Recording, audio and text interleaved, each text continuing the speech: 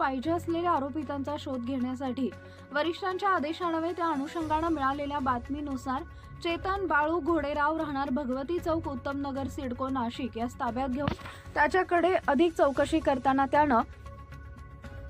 30/10/2024 रोजी रात्री Wills India limited company Santoshi Mata नगर MIDC Satpur इथं आयशर गाडी क्रमांक MH04DK 4088 ही चोरी केली असल्याबाबत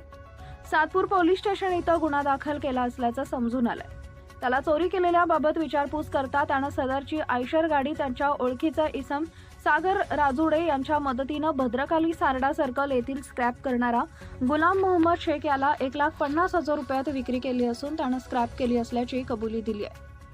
त्यानं स्क्रॅप केली असल्याची कबुली दिलेली आहे। त्यानंतर सागर गोरख राजुडे राहणार अशोकनगर पवार संकुल कृष्ण मंदिर सातपूर नाशिक व गुलाम मोहम्मद शेख राहणार सारडा सर्कल नाशिक यांना